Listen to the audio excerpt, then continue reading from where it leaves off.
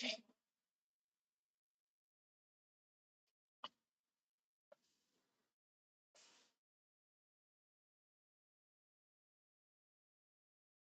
hey,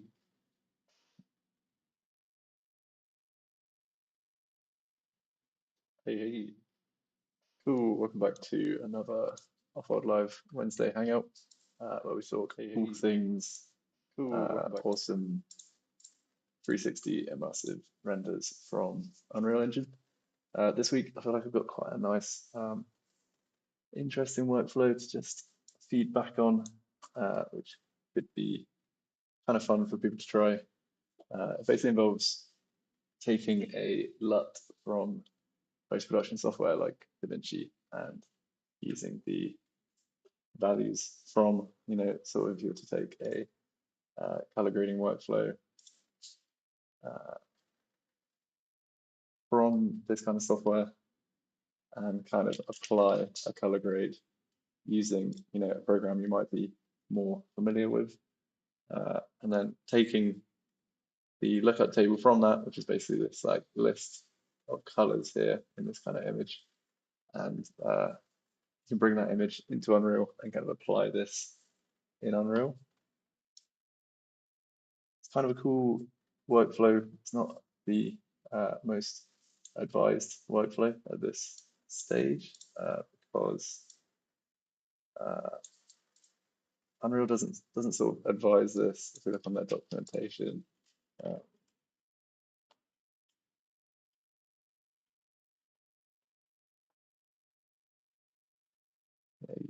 using lookup tables for color grading. At the bottom of this page, they kind of say this is a low dynamic range workflow, and it can be a good way to get a particular look kind of quickly, but because it kind of comes in at the point after the tone mapper is applied, it can lead to kind of inconsistencies, and it's not like the most mathematically accurate way to work on this stuff. Another drawback that I found from this is kind of you're kind of limited to using this image as a baseline, and as you sort of jump into the other color grading tools in Unreal, you might be kind of limited. Whereas if you got to that look just using the tools in Unreal, you are fully able to adjust those kind of wheels and things like that as much as you want. Whereas if you're starting at the point of having a LUT kind of applied, and then you kind of change the colors from there, you always have to apply this LUT to everything going forward. So it kind of limits you in that way. That being said, I just thought it'd be quite cool to run through it as a workflow because, especially for rendering ultra high res 360, there's sort of been a bit of an appeal to not having to use post-production software at all. So if you can take a nice color grade from your post-production software and bring it into Unreal, then get the final pixel rendered out of Unreal, then that can be kind of beneficial in that you can get the final pixel out. You don't have to bring it into another software. So there's kind of pros and cons there. So I thought it's just useful to mention and go through it in case it kind of appeals to anyone as a workflow. Another workflow for this being obviously live output, another application being live output. If you get the look that you want in Engine, then you know that this final pixel is going out live. So just to show you the LUT that I've added to this, so I've got a spawned version of that. So yeah, added to this camera. We can see that it's really close. It's not exact, but it's really close to the color grade that I made in Davinci here. So yeah, it's kind of cool that you can apply this and just use that as a potential color grade. So yeah, I'll show you just the most simple way of applying one of these first. And then we'll go into sort of how to compare this to an output out of Unreal and some final adjustments that are useful to make. So yeah, going back to this documentation, we can take the original color neutral LUT here and save this image. Should add LUTs here. And yeah, I've already got it saved here. And this is a 256 by 16, very small image, just sort of looking at, I guess, this full UV pixel range. I feel like there must be like 16 of these. 1, 2, 3. Yeah, 16. So I guess that's because it's 16-bit, perhaps. I don't know exactly what this format, why it looks like this, but it'd be interesting to look into. But yeah, so we've got this like neutral LUT. So yeah, this is useful to have for later, but what we can also do is just download this like sepia toned one, or some of these here. I think you can download one of these.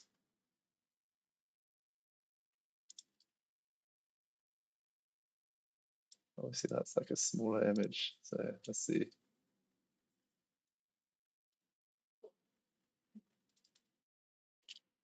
That saves as LUT greenish.png. Yeah, see what this. Yeah, this is the same size. So yeah, we're looking for this kind of tint. So yeah, just to add one of these into your scene, got a little folder called LUTs here, and we can just like drag that PNG in. You can see that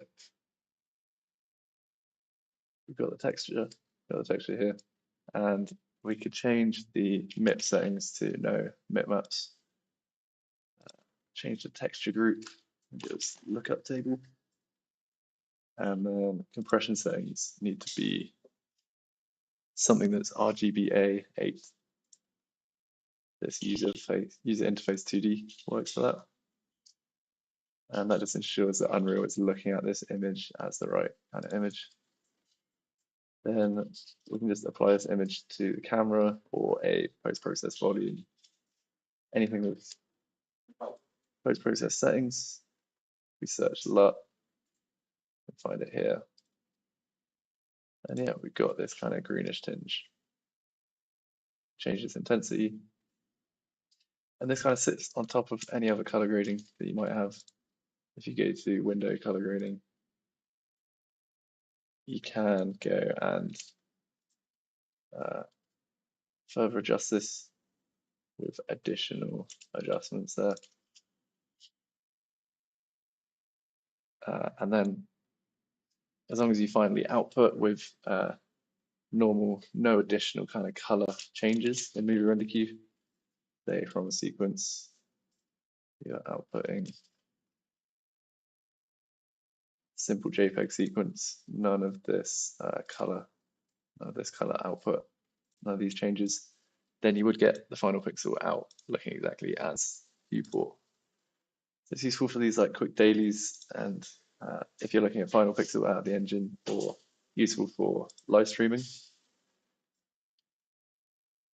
That's the simplest way to just download someone else's LUT that they've already made, make any additional changes. But what's kind of cool is that you can make these changes in something like Davinci or Premiere. So we want to go back to that initial LUT that we downloaded, just the RGB table. Bring that in, create a new timeline with this. And I'm going to leave this scale and stuff because I'm just going to crop the image after it's exported. We've got a timeline here. We can go to color editing, and we can, apply any of the LUTs that come with Davinci. So let's go for this one. We Shift S to create a new serial node, and then apply that to that. That's right, isn't it? So Shift D to make sure that's applied. It's dragging on. There we go. You can see that's applied. You can see the kind of heightened contrast that's been applied there to the colors.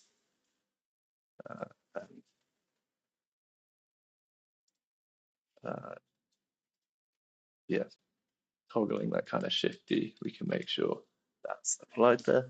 Then you can like right click in here, go grab still, and in the gallery tab, this will come up as the latest still.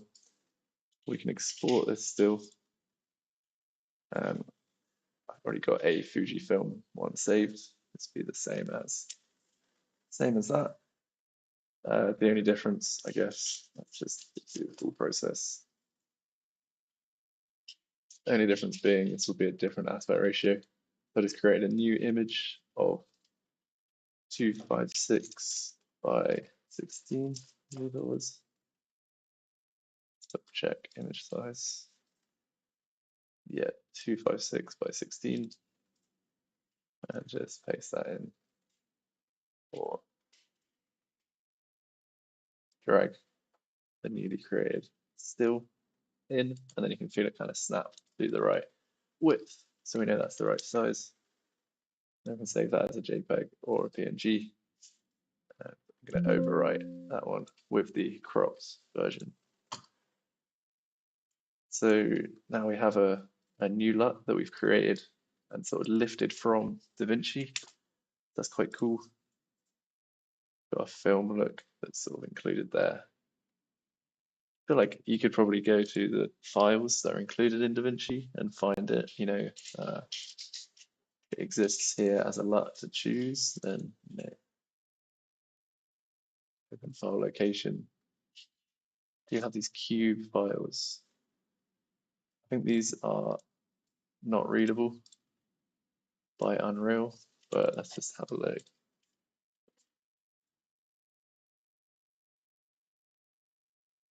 Yeah, so it doesn't like those textures. Can we convert it in Photoshop?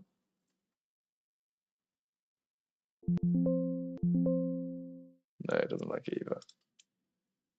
So yeah, that grab still is probably the best way to lift these cube files. I guess you could probably get a web converter for it as well, but yeah. So now we've got this Fujifilm LUT that we can apply to the LUT section. We search LUT Fujifilm.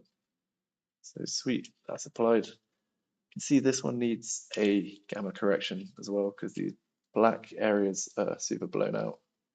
I don't know if you can see that on stream, but this is part of the point about these conversions not being super standardized, not super exact, because Unreal does its tone mapper in a slightly different way to Davinci, and even with a lot of standardization, which I've tried to do, seems like it doesn't quite read exactly the same. So you can always bring some of this stuff back. For one, the tone curve amount needs to be turned all the way down. So saying we're not applying an additional tone curve from Unreal, but it doesn't totally fix it. So we can just do a bit of additional color correcting with this tab. This is kind of a shadow gamma problem. So raising this to like 1.4 should be pretty good. Maybe I've got something else changed here.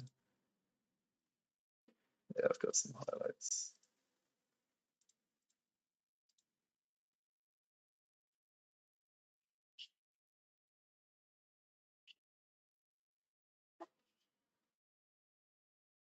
Yeah, maybe more like that, 1.27. And then we've got more of a stable image with no kind of color crunching there. So yeah, that's getting a simple LUT out of Davinci. But to go a step further, even, we might want to color grade this image in Davinci, then bring it back, bring that LUT that we graded this image with back into Unreal. So really quickly, just to do that, we can bring that tone curve back on. We can disable the LUT.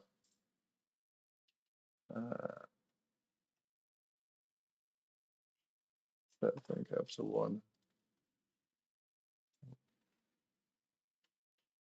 And then I guess we could undo the color grading changes. So it's also looking a bit strange.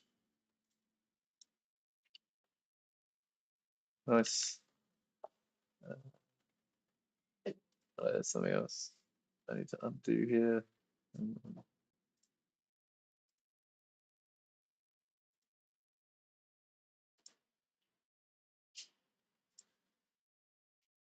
Okay, that's looking the most stable.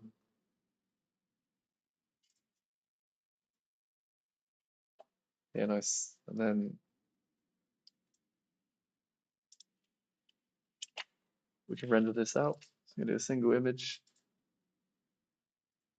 Something that I've noticed while rendering single images is warm-up frame count. For this level specifically, I noticed that I was getting kind of lumen was popping in after a little while. So like lumen sort of taking a little while to calculate. So the first frame I was rendering out had sort of shadow here, and best way to reduce that was to just add some engine warm-up frames here. So if you're finding like if you were to render a full sequence where the camera stood still, the colors would eventually sort themselves out. The global illumination, like areas where parts are really dark, you need some bounce lighting. To add that initial warm-up for some bounce lighting, you want to add a engine warm-up count here. 32 seemed to work for me.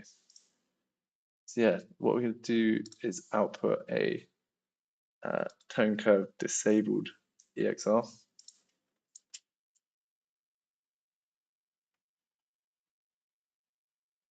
I'm just going to do a single image.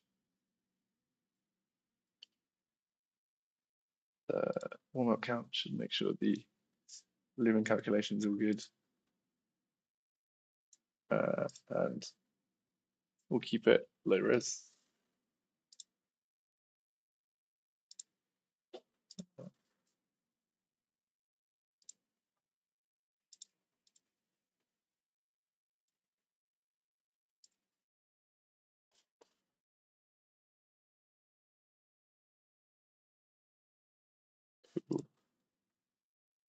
And the reason we're rendering out just like a single EXR without any tone curve applied is so that we can do a color grade that uses the full sort of uncrunched, untone mapped colors. So it's just the best color grading pipeline to use in post-production software. You want to use the full range of colors so that you're not getting you can make more adjustments without getting any like crunched whites or blacks, full color gamut. So once you've got that single EXR rendered out,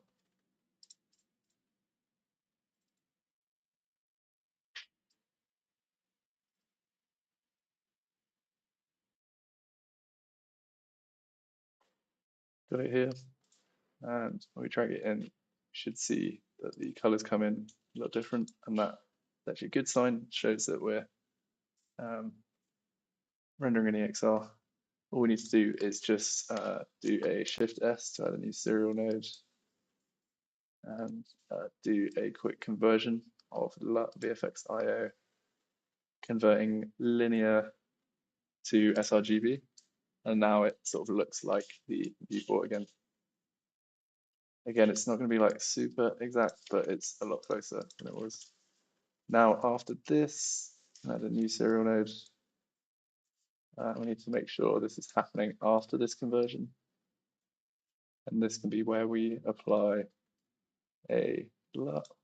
Let's do something totally different. Do something super poppy, colorful. And then we can make additional changes to our color grade. Just do that for now. And then by applying this node, don't need to apply the VFX, like the VFX IO node to the LUT. We just apply this node. Let's take that out of the chain. It'll look weird for now, but then I'm going to go back to timeline, drag in our, making sure it's our neutral RGB table. Drag that in here just so it's kind of relevant or present in this kind of clips panel, which you'll find sort of here. We've got a little clips window. So we've got this one, which has got no nodes applied. We can right click this one with the nodes and we can do apply grade. So we can see we've got that disabled, the HUX.io node, and we've got our custom little color grade node there. So we can do the same thing. I'll grab still, go back to gallery, grab the latest. That looks like the latest. I'll just delete all of these just to be super clear. Go here, go grab still, and go export. And let's call this like high saturation colors or something. We just need to do the crop in Photoshop.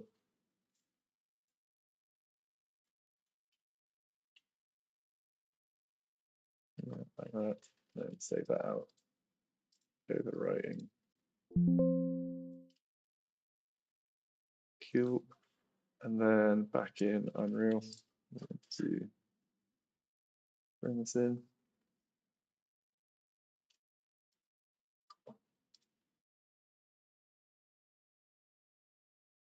High saturation colors.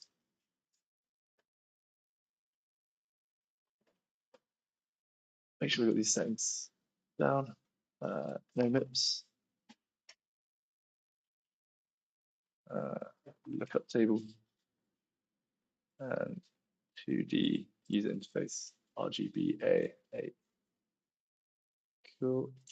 With that set, there's high saturation colors. Go here. The camera, find the LUT.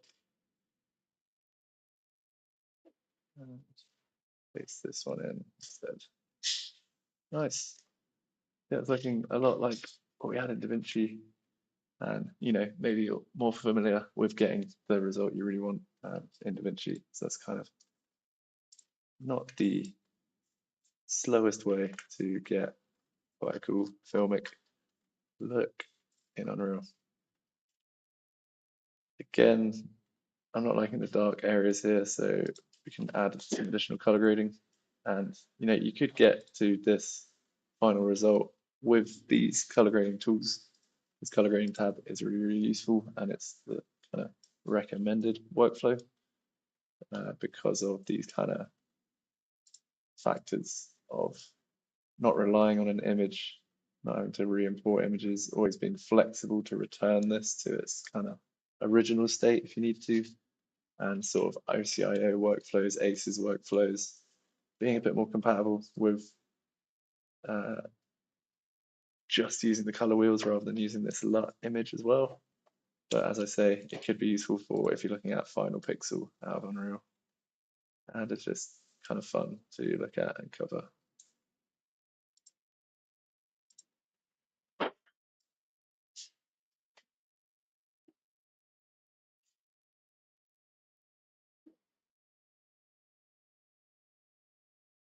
So yeah, well, that's kind of cool. Obviously, pros and cons to using that workflow, but I'm doing a lot of looking into color grading, and I just thought this is quite an interesting one to cover.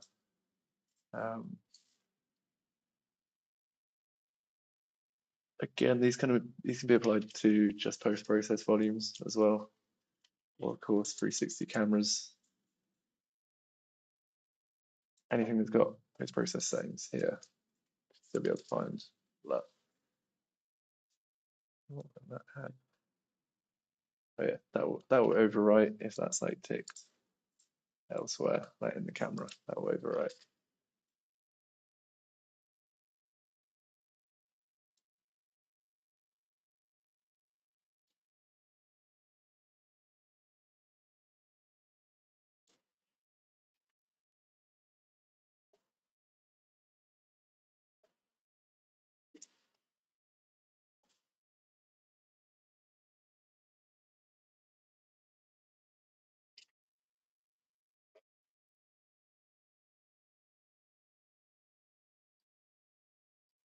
Yeah, tone curve.